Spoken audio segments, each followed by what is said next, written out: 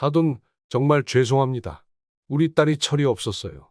우리가 잘 타일러서 다시는 이런 일이 없도록 할 테니 이번 한 번만 봐주시면 안 되겠습니까? 암만 그래도 부모 자식 사이를 갈라놓을 순 없잖아요. 얘가 철없이 행동한 거 정말 혼나야 된다고 저희도 생각합니다. 사돈께서 원하시는 대로 저희가 다 맞추겠습니다. 저는 이미 결정을 했습니다. 집을 다 빼버릴 거예요. 그리고 생판 처음 보는 사람들 앞에서 저를 가정부로 소개한 며느리와는 이제 평생 안 보고 살겠습니다. 사돈도 할 말 없으시잖아요? 그게 저희도 그 부분을 많이 야단쳤습니다. 정말 죄송합니다. 아니죠. 그 정도로 해결될 일이 아니에요. 게다가 말이 늦은 손주 핑계로 본인은 경제활동도 안 하면서 얼마나 돈을 헤프게 써댔는지 아세요? 사돈, 저도 아들 귀하게 키웠어요. 그 집 귀한 딸 씀씀이 메꾸느라 우리 아들은 눈앞이 핑핑 돌도록 일했다고요. 며느리의 부모는 아무 말도 못하고 전화를 끊었습니다. 그리하여 김 씨는 곧장 실행에 옮겨 노후 자금까지 끌어다 5억 가까이 보태준 집을 싹 빼버렸습니다. 결심을 한 이상 빠르게 처리하고 싶었기 때문입니다. 오늘 사연의 주인공은 김혜숙 씨는 67세로 30대의 아들 며느리를 두고 있습니다. 본래 며느리가 이렇게 씀씀이가 헤프고 허영심이 심하고 까탈스러운 성격인 줄 알았다면 절대로 결혼을 허락하지 않았을 것입니다. 하지만 아들과 결혼할 당시 멀쩡한 직장을 갖고 있었고 쭉 경제활동을 같이 할 거라고 말했습니다. 그러니 김 씨로서는 딱히 걸리는 게 없었고 아들 부부가 착실하게 잘 살아갈 거라고 생각했습니다. 당시 아들은 보험회사에서 일하고 있었고 그때만 해도 며느리는 지방대를 나와 서울에 있는 대형 영어유치원 교사로 일하고 있었습니다.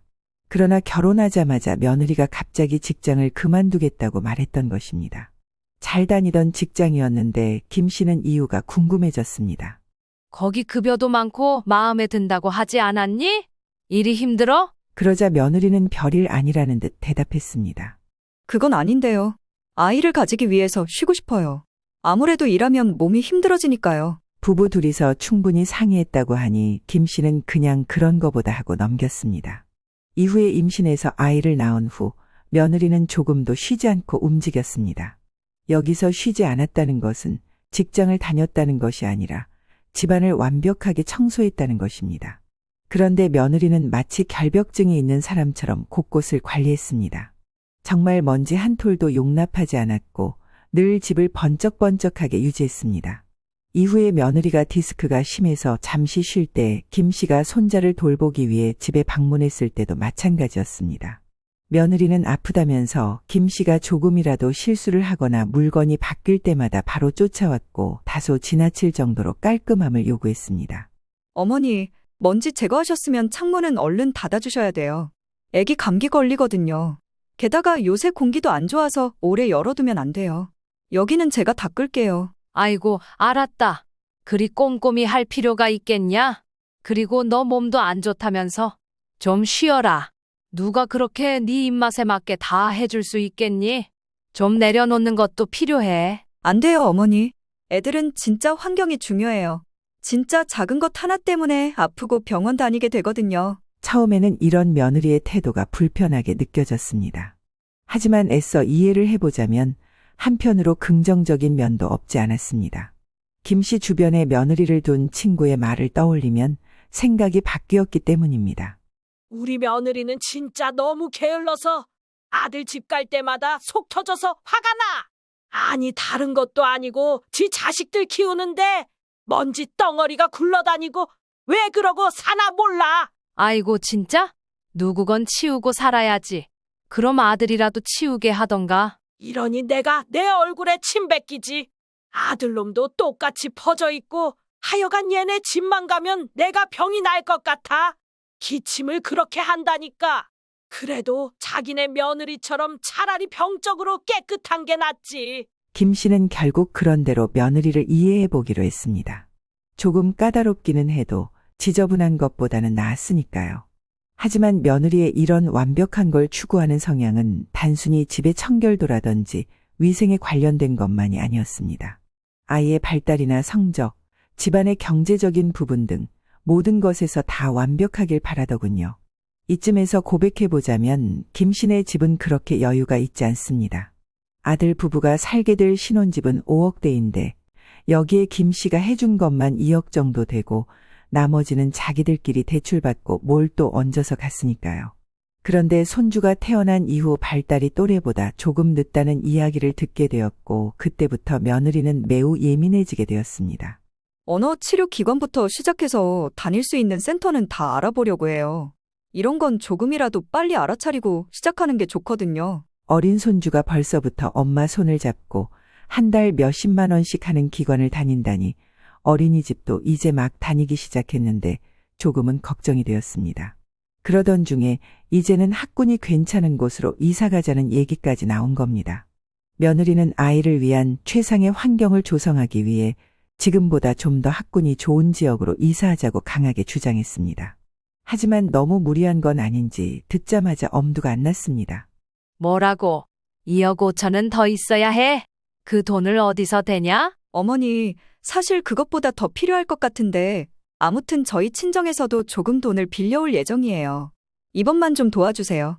다른 게 아니라 준이 때문에 저희도 어렵게 결정한 거예요. 이 말에 난감하면서도 김 씨에게는 아예 선택지가 없지는 않았습니다. 남편이 세상을 떠나기 전에 남긴 작은 아파트를 보유하고 있었기 때문입니다. 이 아파트는 원래 김 씨와 남편이 함께 살던 집이었지만 아들이 결혼하면서 김 씨는 더 작은 곳으로 이사를 했습니다.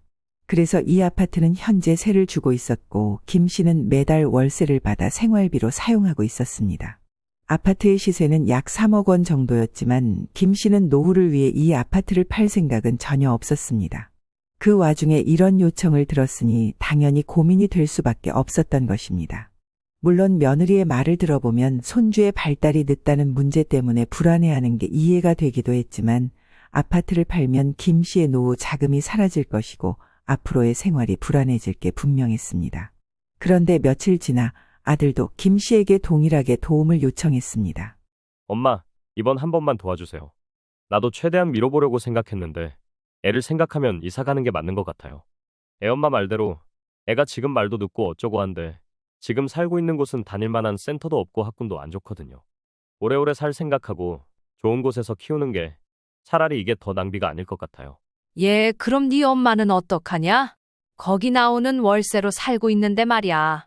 엄마 노후 자금이나 마찬가지라고 엄마가 지금 나이에 어딜 가서 일해서 그만한 돈을 유지할 수 있겠어? 나 고민은 해보겠는데 그냥 주기는 힘들다. 엄마, 그럼 이렇게 해요. 기간을 좀 길게 잡아주시면 갚아나가도록 할게요. 차용증이라도 써서 빌리는 형태로 할게요. 저도 절대 그냥 달라는 건 아니었어요. 은행 이자 내면서 갚는 것보다는 그래도 부모님께 요청드리는 게 나으니까 그래서 말씀드린 거예요. 김 씨는 아들의 부탁을 거절하기 어려웠습니다. 손주를 위해서라면 뭐든지 해주고 싶은 마음과 평생 아들만을 위해 살아온 세월이 떠올랐기 때문이었습니다. 결국 다달이 일정한 금액을 갚는 것을 조건으로 하여 김 씨는 남편이 남긴 아파트를 팔기로 결심했습니다. 그리하여 2억 5천만 원을 보태주었고 아들 가족은 학군이 좋은 지역으로 이사를 하게 되었습니다. 이후에 나중에 며느리가 새로 이사한 집을 자랑하며 집들이를 했고 주변 환경과 지평수를 보니 좋아 보이기는 했습니다. 게다가 아주 값비싸 보이는 가구들까지 아이 생각해서 했다는 인테리어에 모든 것이 좋아 보였습니다. 그런데 여기서 김 씨는 다소 황당한 상황을 마주했는데 며느리는 무려 7천만 원이 넘는 외제차를 새로 구매한 것입니다. 예, 니네 차를 새로 뽑은 거야? 이거 차 내부가 되게 비싸 보이는데 나는 이런 거 잘 모른다만 혹시 이거 외제차 아니냐? 아, 네, 어머님. 이번에 차 계약금으로 친정에서도 5천만 원을 보태주셨거든요. 그래서 이번에 바꿨어요. 뭐라고? 니네 친정에서 준 돈 5천만 원을 그냥 갖고 있을 정도면 차라리 그걸 집값에 더 보태고 내가 보태준 2억 5천에서 빼줬어도 되는 거 아니냐. 내가 여유가 없는데도 니들 급하다고 해서 빌려준 건데. 그런데 이때 며느리는 다소 기분이 나쁜 듯 또 따박따박 이유를 달아가며 말했습니다. 어머니, 저희 이거 그냥 괜히 바꾼 거 아니고요. 준이 위해서 바꾼 거예요. 이제 새로 이사 와서 차 타고 다닐 일은 더 많고 언어 치료 받으러 센터도 다니고 기관들도 다녀야 하는데 애 생각해서 안전 때문에 오래 타려고 이렇게 큰 차로 바꾼 거예요. 김 씨는 이때 그만 입을 다물까 했지만 도통분이 풀어지지 않았습니다. 그래서 이 차가 한 5천만 원 하는 차라고? 며느리는 여기서 머뭇거리며 답했습니다. 그게 5천만 원으로는 모자라고 2천만 원 더 대출받아서 샀어요. 아무래도 애 생각하면 돈이 더 들 수밖에 없어서. 아이고, 뭐야, 거기서 대출을 또 받았다고? 내가 빌려준 돈도 갚아야 하는데 너무 무분별한 지출 아니야? 씀씀이가 너무 해픈 거 아니냐? 그런데 여기서 며느리도 화가 났던지 표정이 확 굳어져서 따지기 시작했습니다. 어머니, 이게 저 좋자고, 저 신나자고 차를 새로 뽑고 이사 다니고 하는 일도 아닌데 왜 저한테만 그렇게 말씀하세요? 저도 준이 때문에 쫓아다니면서 알아보느라 머리 아프고 엄청 속 썩는 중이에요. 웬만큼 비슷하게 맞춰주려고 이렇게 하는 건데 자꾸 하나하나 뭐라 하시니 너무 속상하네요. 김 씨는 한숨을 쉬며 답했습니다. 내가 너더러 뭐라 하는 게 아니라 아무튼 한 번의 지출이 너무 크지 않나 싶은 거야. 다들 형편껏 해야지. 누구나 다 그렇게 고급 아파트를 사고 외제차를 사면서 자식 키우는 건 아니잖냐? 여기서 며느리는 더 뭐라고 따지려고 하다 씩씩거리면서 입을 다물었습니다. 그렇게 불편한 공개 안에 두 사람은 차 안에서 한마디도 하지 않았고 김 씨와 며느리는 이후로 어색해졌습니다. 며느리는 여전히 김 씨의 말에 기분이 상한 듯했고 김 씨도 며느리를 도저히 이해되지 않았습니다. 이런 심각한 분위기 중에 아들이 중재에 나섰습니다. 엄마 기분이 어떤지 아는데. 평생 아껴 쓰며 살아온 우리 엄마가 볼 때에는 애엄마가 마음에 안 들겠지. 그래도 이 사람 말 맞다나. 애 안전을 위해서 차를 바꾼 거잖아. 내가 대신 사과할 테니까 기분 좀 풀어줘, 엄마. 아들의 말에 김 씨는 속으로는 찜찜했지만 결국 기분을 풀기로 했습니다. 알았다. 그럼 이번만 넘어가겠다. 더 내색하지 않을게. 그렇게 사건은 일단락되었고 뚜렷하게 화해라든지 어떤 말이 오가지 않은 상태로 김 씨와 며느리는 다시 오며 가며 손주를 보고 평소처럼 지내게 되었습니다. 그런데 이사 온 지 한 달쯤 지나 며느리는 김 씨에게 부탁이 있다며 전화를 걸었습니다. 어머니, 주말에 집에서 엄마들 모임을 할 건데 음식 준비를 좀 도와주실 수 있을까요? 저도 할 수 있지만 그래도 어머니 음식 솜씨가 좋으시고 간단하게 식사하고 정보도 좀 나누고 하려는데 아무래도 도움이 필요할 것 같아서요. 김 씨는 그렇게 썩 내키는 건 아니었지만 아무튼 좋은 게 좋은 거라고 생각하며 기꺼이 도와주기로 했습니다. 그래, 뭐 도와주면 되냐? 간단한 음식 몇 가지 준비해 주시면 돼요. 어머니가 오셔서 도와주시면 제가 더 신경 안 쓰고 모임 준비할 수 있을 것 같아서요. 나야 뭐 어려운 일은 아니니. 알겠다. 근데 어디 엄마들이냐? 아, 이 동네 사는 엄마들이에요. 여기 커뮤니티에서 만났는데 인맥을 좀 만들어 두려고요. 우리는 이사 와서 여기 주변도 잘 모르고 어린이집도 간신히 보내게 되었어요. 여기서 학교까지 쭉 다닐 거고 학원이나 여러 가지 물어보고 싶어서 엄마들 초대했어요. 요즘엔 그런 것까지 신경을 써야 하다니 김 씨가 아들을 키울 무렵 주변 엄마들이라고는 그 동네 빌라나 연립 사람들밖에 몰랐는데 참 희한하다고 생각했습니다. 이후 김 씨는 며느리가 적어준 대로 간단하게 먹을 수 있는 음식들을 준비하기 시작했습니다. 김 씨는 평소 요리를 잘하는 편이었고 명절 때도 가족들이 곧잘 먹는 음식을 자주 해왔습니다. 이번에도 며느리의 부탁에 따라 김밥과 잡채를 만들기로 했습니다. 김 씨는 손주를 돌보면서도 능숙하게 재료를 다듬고 음식을 준비했습니다. 잡채와 김밥은 늘 가족들이 좋아하는 음식이었고 며느리가 특별히 부탁한 만큼 재료들도 성의 있게 준비했습니다. 어머니, 오늘 모임은 다들 밥 먹을 시간에 만나서 간단히 식사만 하려고요. 어머니가 해주신 김밥이랑 잡채에 제가 새로 만두국 하나 끓여서 먹으면 될 것 같아요. 어머니 요리야 워낙 맛있으니까 분위기가 엄청 좋아질 거예요. 며느리는 김 씨의 요리를 칭찬하며 감사의 뜻을 표했습니다. 김 씨는 그 말을 들으니 다시 묘하게 기분이 풀리는 듯 했습니다. 처음엔 불편했지만 생각해보니 손주와 손주의 친구들을 위해 준비하는 자리이고 나름 보람이 느껴졌던 것입니다. 모임 당일 김 씨는 아들 부부 집에서 음식을 준비하며 손자를 돌봤습니다. 간단히 만들 수 있는 김밥과 잡채였지만 평소 같지 않게 더 잘해주려고 마음을 먹으니 힘이 더 들어간 느낌이었습니다. 바쁘게 움직이던 며느리는 이날 김 씨에게 오전 11시까지만 준비해주고 돌아가 달라고 부탁했습니다. 김 씨도 그 말을 받아들이고 준비가 끝나면 집으로 돌아가려고 생각하고 있었습니다. 하지만 갑자기 예상치 못한 일이 발생했습니다. 손주가 갑자기 기저귀에 실례를 해버리고 울음을 터뜨린 것이었습니다. 김 씨는 며느리에게 이 상황을 말하려 했지만 이미 집안일과 모임 준비로 바쁘게 집을 드나드는 며느리에게 손주가 우는 소리는 닿지 않았습니다. 결국 김 씨가 손주를 달래고 기저귀를 갈아주기로 했습니다. 아이고, 요 녀석. 그래, 할미가 간다. 울지 말고. 기분이 안 좋구나. 금방 씻기고 갈아입혀 줄게. 아직 잡채 덜 묻혔는데 정신이 없네. 이거 원. 손주가 진정되는데 시간이 좀 걸렸고 자연스럽게 김 씨는 약속한 시간보다 늦게까지 남아있게 되었습니다. 며느리가 동네 엄마들을 집으로 데리고 들어올 즈음 김 씨는 아직 집안일을 돕고 있었습니다. 원래는 11시까지 준비만 하고 돌아가려고 했지만 손주를 돌보느라 그 시기를 놓친 것입니다. 김 씨는 서둘러 손주를 재우고 나서 돌아가려 했지만 그 순간 며느리가 들어와 상황을 보게 되었습니다. 그런데 이때 며느리는 아주 다급하고 놀란 표정으로 말했습니다. 어머, 아직 계셨어요? 제가 11시까지만 보고 가시면 된다고 말씀드렸는데. 그게 준이가 기저귀에 실수를 해가지고 옷이 다 젖은 거야. 애 씻기고 옷도 세탁기에 넣고 좀 전에 돌렸고 이제 막 잡채까지 다 묻혀서 올려놨어. 이따가 네가 빨래만 건져서. 그런데 이때 며느리가 말을 황급히 끊었습니다. 어머니, 일단 됐고요. 알았으니까 이제 그만 가시면 될 것 같아요. 준이 자는 거 보고 나왔는데 그새 깨서 나왔나 봐요. 아무튼 알겠어요, 어머니. 그러면서 며느리는 어떻게든 김 씨를 빠르게 내보내려는 눈치였고 김 씨는 며느리의 차가운 태도에 다소 무안해졌습니다. 하지만 우선은 며느리가 말한 대로 서둘러 앞치마를 벗고 나가려고 했습니다. 손주를 돌보다가 이렇게 늦어진 건데 조금 민망하기도 하고 기분이 나빠졌던 김 씨는 허둥지둥 준비를 마치고 현관으로 향했습니다. 그런데 그때 이미 집 안으로 며느리가 초대한 애엄마들이 하나 둘씩 들어오고 있었습니다. 뒤따라 나오던 며느리와 김 씨와 엄마들이 마주서게 되었고 그중 한 사람이 인사를 하며 물었습니다. 안녕하세요, 준이 엄마. 초대해줘서 고마워요. 어머, 근데 이분은 친정어머니신가 보다. 그쵸? 그러면서 서둘러 인사를 하고 김 씨는 이때 어색하게 웃으며 준이 할머니라고 소개를 하려던 차였는데 갑자기 며느리가 황급히 막아서며 말했습니다.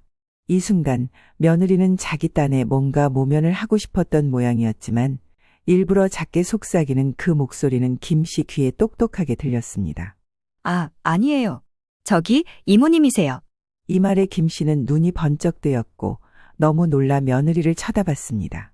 그런데 바로 반박할 새도 없이 며느리는 손님들을 안으로 들였습니다. 얼른 들어오세요. 잘 오셨어요. 어머, 실제로 뵈니까 더 미인이시다. 그래서 애들도 그렇게 예쁜가 봐요. 자, 이제 얼른 들어오세요. 음식 다 준비해놨어요. 김 씨는 순간 머리가 띵해졌습니다. 며느리의 입에서 나온 그 말에 눈이 크게 떠졌습니다. 이모님이라니.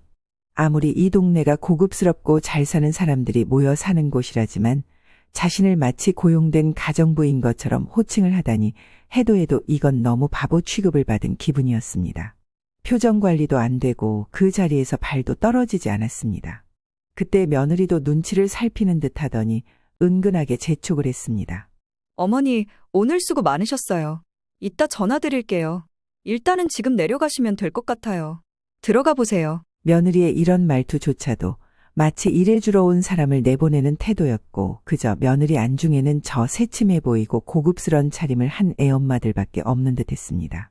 그럼에도 김 씨가 생각할 때 머리로는 당장 나가는 것이 맞다고 생각했습니다.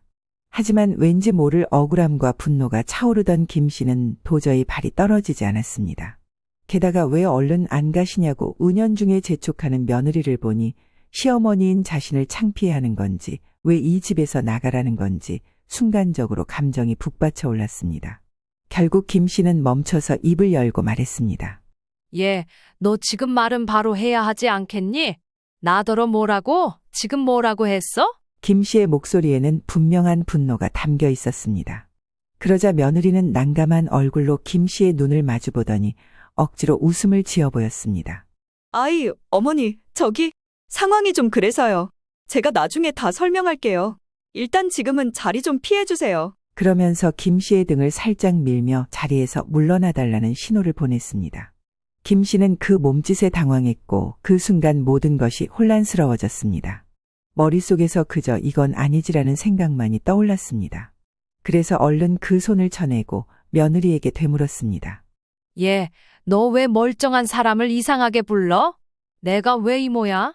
뭐 일하는 가정부로 왔냐? 네 시엠이고 우리 손주준이 할머니로 온 거야. 왜 말을 그렇게 하냐고. 그러자 며느리는 짜증난다는 듯 그러면서도 억지로 웃으면서 따박따박 대답했습니다. 아우, 어머니. 지금 그런 거 하나하나 다 따지지 마시고요. 그러기 제가 일찍 가달라고 말씀드렸잖아요. 여기 다 중요한 인맥들이에요. 저 정말 속닥이 왜 그러세요? 김 씨는 그 말에 더 깊은 상처를 받았습니다. 아침부터 손주를 위해 최선을 다해 음식도 하고 돌봐주었는데 며느리에게는 그저 불필요한 방해물로 취급받고 있는 느낌이었습니다. 근데 그 순간 안 그래도 한껏 서러움에 차 있는 김 씨에게 또 다른 애엄마가 다가와 말을 걸었습니다. 준이 엄마? 아, 아니다. 이모님. 여기 물 좀 주세요. 정수기가 어디 있을까요? 아까 며느리가 김 씨를 이모님이라고 소개한 탓에 초대받아 온 애엄마도 똑같이 이모라고 부르는 것입니다. 김 씨는 그 순간 어이가 없어서 말을 잃었습니다. 그 찰나의 표정을 며느리가 읽었던지 잽싸게 나섰습니다. 아, 저기, 제가 드릴게요. 제가 물 드리면 되죠. 들어가 계세요. 저기, 이모님은 가실 시간이라서. 그때 김 씨는 이성을 잃고 괴성을 질렀습니다. 누가 네 이모야? 누가 네 이모냐고. 김 씨의 폭발에 앞에 서 있던 며느리뿐만 아니라 주변에 있던 애엄마들까지 모두 기겁했습니다. 분위기는 순식간에 뒤숭숭해졌습니다. 옆에 있던 애엄마가 당황하며 말했습니다. 네?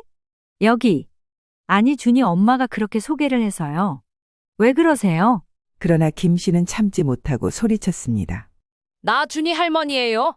이모가 아니고 가정부도 아니고 우리 손주 할머니라고.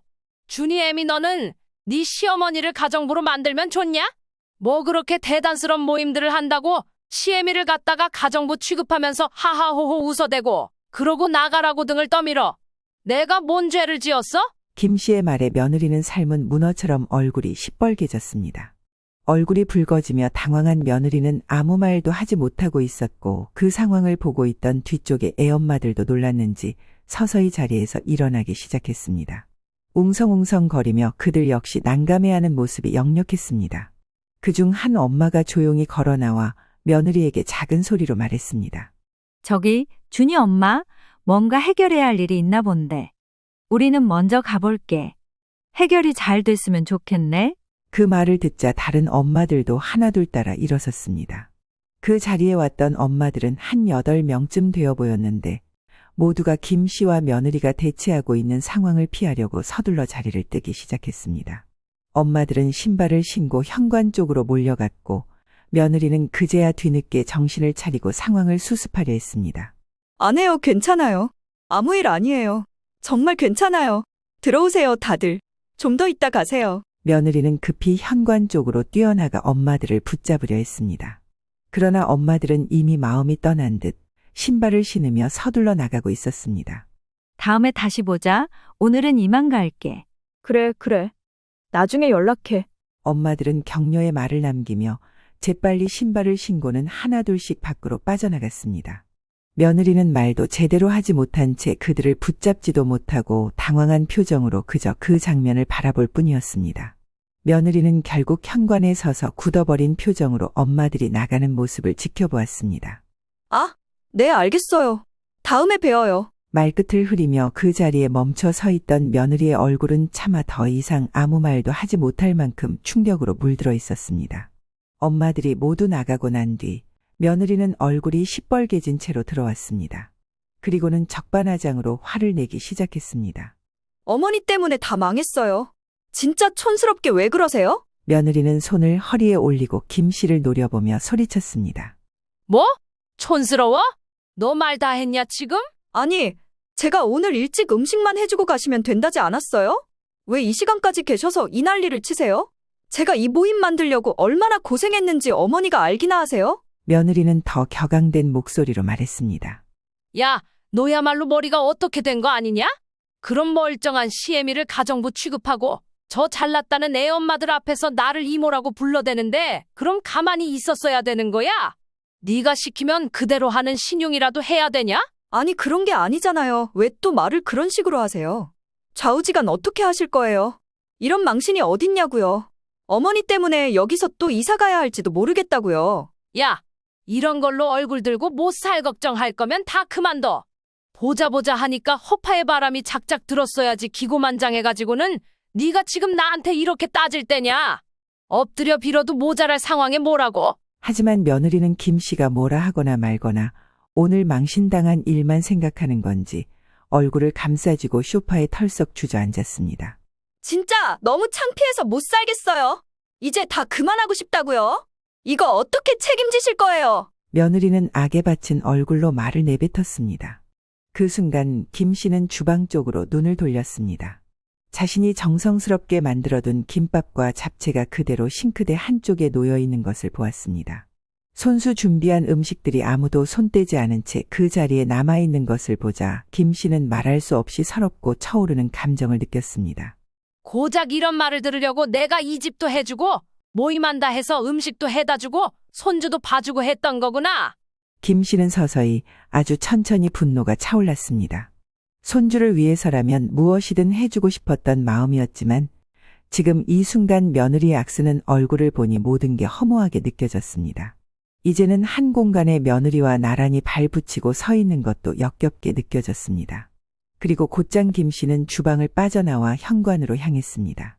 며느리는 뒤에서 여전히 짜증스러운 소리를 내지르고 있었고 김 씨는 그 소리를 더 이상 듣지 않았습니다. 신발을 신은 김 씨는 조용히 현관문을 열고 나왔습니다. 그리고 그날 저녁 김 씨는 아들에게 전화를 걸었습니다. 낮에 있었던 일을 차근차근 설명하니 아들은 한숨을 푹 쉬었습니다. 엄마, 사실 나도 그 얘기 이 사람한테 들었어. 나더러 오늘 어머니가 무슨 짓을 저질렀는지 알긴 하냐고 빽빽거리더라. 근데 애지간하면 나도 이 사람 입장에서 생각해보려고 했는데 이 사람 엄마를 이모님이라고 소개했다며? 거기서 입이 떨어지지를 않더라 엄마. 나도 듣고 너무 황당했어. 그래, 엄마가 아주 아까 완전히 하늘이 노래져서 아주 폭발을 했어. 살다 살다 시어머니를 가정부 취급하다니 도대체 무슨 생각인 거냐? 게다가 네 마누라는 내가 사람들 앞에서 뭐라고 했다고 아주 도끼 눈을 뜨고 나한테 대들더라. 아들은 여기서 깊은 한숨을 내쉬더니 갑자기 깜짝 놀랄 말을 이어갔습니다. 엄마, 그래서 이 사람이 뭐라는지 알아? 나더러 이혼했으면 한대. 이때 김 씨는 심장이 훅 하고 떨어지는 느낌이 들었습니다. 이혼이라니 아들 부부를 결혼시킨 일에 곱디 고운 손주가 태어난 일에 우리 가정에서는 도무지 상관이 없는 단어라고 생각했기 때문입니다. 그게 뭐야? 걔가 너더러 이혼하자고 했다고? 그래 엄마, 진짜 웃기지도 않아. 나도 그간 많이 참았는데. 그리고 내가 이 사람한테 엄청나게 화를 냈거든. 아무리 그래도 우리 엄마를 어떻게 가정부 취급을 하냐, 당신이 잘못한 거라고 말이야. 근데 듣지를 않고 어쩜 그렇게 지밖에 모르는지 자기는 이제 다 지쳤대. 이 동네에서 살기도 싫고 그냥 이혼하고 싶대. 김 씨는 충격에서 벗어나지 못했습니다. 멍하니 한참 있는 동안 아들이 숨을 고르더니 다시 말을 이었습니다. 근데 엄마, 솔직히 나도 모르겠더라고. 이렇게 사는 게 맞나?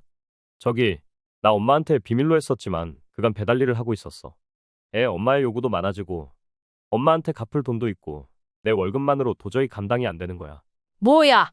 배달 일을 했다고? 아니 너 퇴근이 7시인데 그때부터 언제까지? 그걸 할 시간이 어디 있어? 새벽같이 나가는 애가. 그럼 어떡해. 뭐라도 해서 먹고 살아야 할 거 아냐. 주말에도 꼬박 배달 아르바이트하고 평일 저녁에도 집에 오자마자 나가고 진짜 요즘은 회사에서도 졸고 이게 뭔지 모르겠더라고. 김 씨는 너무 놀라 더 말을 잇지 못하고 듣기만 했습니다. 안 그러면 애 앞으로 들어가는 센터 교육 비용이며 이 사람이 엄마들 만나고 다니는 돈이며 애한테 입히는 백화점 옷이며 그동안 어떻게든 맞춰보려고 했는데 이번엔 정말 안 되겠어. 이혼 소리까지 들으니 나도 이게 막다른 골목이라고 생각해. 세상에 너도 많이 힘들었겠구나. 배달일까지 해가며 돈을 벌었다니? 내가 그동안 너무 몰랐구나. 김 씨는 아들의 고충을 몰랐던 자신을 자책했습니다. 그리고 한창 마음이 복잡해졌고 아무래도 결단이 필요해 보였습니다. 너나 나는 이제는 다 못해 먹겠다. 네 마누라 하는 꼴 보니 그냥 이 집안이 다 망가지게 생겼어. 뱁새가 황새 따라가려다 망하는 건 당연한 거지. 근데 지 혼자 쓰러지면 상관없는데 왜 너까지 끌고 들어가서 이 지경을 만드는 거냐? 아들은 아무 말도 못하고 있었습니다. 김 씨는 단호하게 말을 이었습니다. 나는 너 이혼하겠다면 말리지 않아. 아니, 나서서 도와줄 생각도 있다. 그런데 만약에 네가 혹시라도 그냥 또 덮어두고 며느리랑 계속 살겠다면 어쩔 수 없지. 나는 속 터져서 이제 너랑도 못 보고 살 것 같아. 이런 얘기까지 듣고도 나는 못 산다. 무슨 말인지 알지? 아들은 이혼이 한층 현실적으로 다가온 것이 실감났는지 말이 없었습니다. 아무튼 어느 쪽이든 상관없어. 이제는 니들이 이혼을 하든 계속 같이 살든 나는 그 집 빼고 돈 돌려받을 거다. 그 뒤로는 니들이 알아서 해. 이건 그냥 모든 게 다 잘못됐어? 그러자 아들은 잠시 고민해 보더니 답했습니다. 아니야, 엄마. 나도 완전히 막다른 골목이야. 이혼이 맞다고 생각해. 이대로는 다 망해. 엄마 말이 맞아. 그리고 아들은 며느리에게 김 씨의 뜻을 그대로 전했던 건지 그 다음날 저녁 며느리가 뒤늦게 울며불며 찾아왔습니다. 그렇게 현관 앞에서 문을 두드리며 며느리가 다급하게 말했습니다. 어머니, 저예요. 저 좀 만나주세요. 전화를 안 받으셔서. 저기, 이혼은 진짜 제 마음이 아니에요. 그냥 단지 좀 너무 속상해서.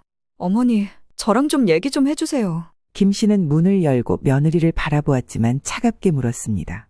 무슨 얘기를 더 해? 네가 이혼하고 싶다며? 그럼 하면 되지. 집도 다 내놓고 싹 다 정리하고 그간 니들 집에 들어갔던 돈 다 빼서 내놔. 그거 말고 나는 할 얘기 없다. 며느리는 눈물을 닦으며 말을 이었습니다. 아니에요, 어머니. 제가 잘못했어요. 진심이 아니었어요. 정말 준이 생각해서 최근에 너무 신경을 많이 쓰다 보니까 제가 너무 과했어요. 죄송해요. 김 씨는 한숨을 쉬며 고개를 젓습니다. 너 자꾸 네 자식 핑계대는 버릇 좀 고쳐라. 그게 어디 네 욕심이지 진짜 준이를 위한 거야? 나한테 애는 맡겨두고 그렇게 애엄마들 비위 맞추러 돌아다닐 때는 언제고. 그리고 너 이혼이라는 소리 잘도 나불대더니 집 빼라고 하니까 싫은가 보다. 그래서 이렇게 쏜살같이 쫓아온 거 아니냐? 며느리는 김 씨의 말에 당황한 표정으로 울음을 멈추고 바라봤습니다. 김 씨는 차분하게 그러나 단호하게 말을 이었습니다. 더 말할 것도 없고 잔머리도 굴리지 마라. 지금 살고 있는 집 빼고 재산도 나눌 거야. 그리고 나는 네가 그렇게 키우기 힘들어하고 버거워하는 내 손주 데려가서 키울 거야. 네 남편도 이제 너랑 더는 살기 싫다더라. 나는 걔가 밤에 배달까지 뛰면서 분에 넘치는 생활비 쓰는 줄은 정말 몰랐다. 며느리는 그 말을 듣고 절망적인 표정으로 고개를 숙였습니다. 눈물을 흘리며 간신히 목소리를 내뱉었습니다. 어머니, 제발 한 번만 더 기회를 주세요. 준이랑 떨어질 수는 없어요. 정말 이번만 화를 거두어 주세요. 제가 잘못했어요. 이렇게 빌게요. 그러나 김 씨는 단호했습니다. 됐어. 생판 처음 본 사람들 앞에서 시애미를 가정부로 소개하던 그 패기는 어디 갔냐? 네가 이미 나를 남이라고 소개했잖냐? 나도 그래서 너랑 이제 남남이라고 말하는 건데 뭐가 잘못됐어? 나가라. 며느리는 더 이상 아무 말도 하지 못하고 돌아섰습니다. 헌데 그렇게 세게 나오면서 이혼을 불사하겠다느니 다 어머니 탓이라더니 길길이 날뛰며 따질 땐 언제고 며느리는 어지간히 이혼하기 싫었나 봅니다. 그날 밤 늦게 처가에서도 연락이 왔습니다. 애들 결혼시킨 일에 처음으로 사돈과 통화를 해보게 되었습니다. 사돈, 정말 죄송합니다. 우리 딸이 철이 없었어요. 우리가 잘 타일러서 다시는 이런 일이 없도록 할 테니 이번 한 번만 봐주시면 안 되겠습니까? 암만 그래도 부모 자식 사이를 갈라놓을 순 없잖아요. 얘가 철없이 행동한 거 정말 혼나야 된다고 저희도 생각합니다. 사돈께서 원하시는 대로 저희가 다 맞추겠습니다. 제발 한 번만 기회를 주시길 부탁드립니다. 김 씨는 그 말을 듣고 한동안 침묵했습니다. 그러나 이미 마음속에서 결정을 내린 터였습니다. 차분하게 말을 꺼냈습니다. 저는 이미 결정을 했습니다. 집을 다 빼버릴 겁니다. 그동안 저를 가정부처럼 부려먹던 며느리와는 이제 평생 안 보고 살겠습니다. 게다가 손주 핑계로 본인은 경제활동도 안 하면서 얼마나 돈을 헤프게 써댔는지 아세요? 사돈, 저도 아들 귀하게 키웠어요. 그 집 귀한 딸 씀씀이 메꾸느라 애가 눈앞이 핑핑 돌도록 일했다고요. 사돈은 아무 말도 못하고 전화를 끊었습니다. 그리하여 김 씨는 곧장 실행에 옮겨 집을 싹 빼버렸습니다. 결심을 한 이상 빠르게 처리하고 싶었기 때문입니다. 그 후로 처가는 점점 쩔쩔매기 시작했고 며느리 전화를 차단해 나선지 사돈이 또 전화를 걸어왔습니다. 사돈, 정말 죄송합니다. 그래도 이 엄마는 참아주시면 우리가 빚을 내서라도 아이들한테 더 지원을 해주도록 하겠습니다. 박서방에게도 우리 쪽에서 많이 미안하게 생각하고 있다고 저희 마음 좀 전달해 주세요. 김 씨는 그 말을 듣고 차갑게 대답했습니다. 그건 사돈들이 알아서 하세요. 저는 더 이상 아들 부부 일에 나설 이유가 없으니까요. 결국 처가는 빚을 내서 아들 부부에게 더 지원해 주었고 그 덕분에 아들 부부는 아주 작은 집으로 이사를 갔습니다. 당시 아들에게 상황을 물었더니 아들은 그럭저럭 받아들인 듯 했습니다. 나도 이혼하자고 서류까지 만들어서 내밀었어. 정말 한 이틀 밤을 붙들고 울더라고. 자기는 준이랑 떨어져서 못 산대. 다 자기 잘못이래. 지금 같은 학군 단지 아니어도 괜찮다. 작은 집이어도 된다며 다시 시작하자고 하더라고. 그래서 너는 뭐라고 했는데? 어떻게 하고 싶어? 나는 기왕 이 사람이랑 살 거면 2번 다시 그 앞전에 고생은 하고 싶지가 않거든. 당신이 돈 벌어오면 나도 그거 믿고 결혼 생활 유지하고 살겠다고 했어. 나 지금 배달일에 주말까지 움직이느라 쉬지도 못하고 골병 들고 이러다 회사에서 잘릴 수도 있다고 했거든. 아이고 속상해. 그래서 걔가 뭐라고 하는데? 알겠대. 당장 일 찾아보겠다고 하더라고. 그리고 지금 구직 활동하고 있어. 월급 받는 대로 싹 다 나한테 넘기고 가계부 같이 쓰고 검사하기로 했어. 우선은 그게 합의본 내용이야. 나는 계속 지켜보겠다고 했어. 김 씨는 묵묵히 들으며 생각했습니다. 이제야 상황이 정리되는 것 같았지만 마음 한구석에 걸리는 것이 있었습니다. 그럼 애는 어떻게 할 건데? 아직 말도 더딘데 그렇게 어린이집 보내놓고도 옴짝달싹을 못하더니 어쩔 생각이래. 준이는 장모님이 봐주시기로 했어. 일단 어린이집 보낼 수는 있으니까. 그렇게라도 해야지 어떡해. 내가 엄마 쪽은 아예 얼씬도 말고 쳐다도 보지 말라고 했거든. 비로소 김 씨는 여기서 고개를 끄덕였습니다. 결국 이렇게 정리되는구나 하고 생각했죠. 그래, 뭐가 어찌되던 어떻게든 살아가 봐라. 뭘 해도 그전보다는 나을 테니까. 그렇게 김 씨는 아들과 며느리의 생활에서 완전히 벗어나기로 했습니다. 이후로 아들과 손주만 김 씨의 집에 찾아왔고 며느리와는 명절과 그 어떤 경조사에도 얼굴을 보지 않습니다. 다만 사돈 쪽에서 매번 감사하다면서 명절에 과일 세트 같은 것을 보내오고 있고 그냥 받기만 할 뿐 아무런 대답도 하지 않습니다. 그리고 손주의 언어 발달 상태는 어린이집을 2년 정도 다니는 동안에 자연스럽게 말이 터졌고 지금은 또래들과 무난하게 대화를 하고 있습니다. 평범한 환경에서도 이렇게 잘 치료가 되었는데 며느리가 엄청난 돈을 써가며 날이 선 상태로 아들과 자신을 휘둘렀던 사실을 생각하면 김 씨는 좀처럼 원망이 풀리지 않습니다. 앞으로도 여전히 손주와 아들만 생각하며 그리고 자신의 남은 삶을 잘 챙기며 살아갈 예정입니다.